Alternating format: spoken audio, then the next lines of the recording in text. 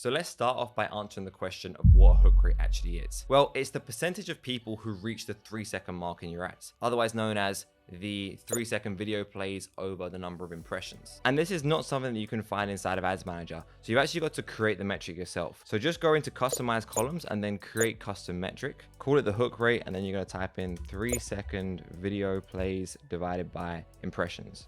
And that's going to give you your hook rate. So once you apply that, you can now start analyzing the hook rate in the account. Now, the question of what actually is a good hook rate is completely contextual to the industry and the account. But generally, anything over 30% is good. If you've got it over 40%, that's great. And if you can get a hook rate over 50%, then that is amazing. But bear in mind, the hook rate is completely contextual. And at the end of the day, it is a secondary metric. I mean, I could stand there in a bikini and holding the product. That might get a high hook rate, but I don't think it would sell many units. That's why it's important to compare your hook rates against what else is in the ad account and then make your decisions off of that. So take a look at one of our client ad accounts, for example. Currently, our top spending ad has a 51% hook rate, which is insane. But it wasn't always like this.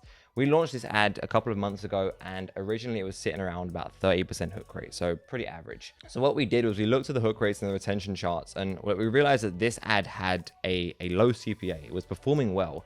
We just thought we could get more juice out of the hook. So we bolted on one of our other hooks, and suddenly we started to see the CPA drop even more. And I want to show you the retention chart for this ad because it's pretty crazy. We have 1 in 3 people get into the 10-second mark, which is insane. But again, this is something that we had to iterate on. Originally, when we launched the ad, we saw a drop off around 8 seconds, which was when it cut from one creator to another. So we had to play around with the clips, and now, I mean, you can't see this because I've blurred it out, but we've switched the clips from one creator to another and turned it into a mashup.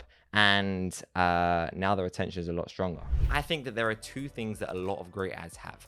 Number 1 is a direct call out, and number 2 is a unique visual. Because think about it. If someone serves you an ad with a funny or unique or weird visual that piques your curiosity, and then they pair that with a direct call out about a pain point that you know that you are facing, you are going to stop and watch that ad. And a great example of that is this ad from Ritual. Now look how they've got the weird visual. I don't even know how they've pulled this off. They've got the hand coming out of the toilet, and they've paired that with a direct call out of the pain points of their audience: gas, bloating, and diarrhea. If you suffer with these problems, you've got a good chance of stopping to watch the rest of this ad.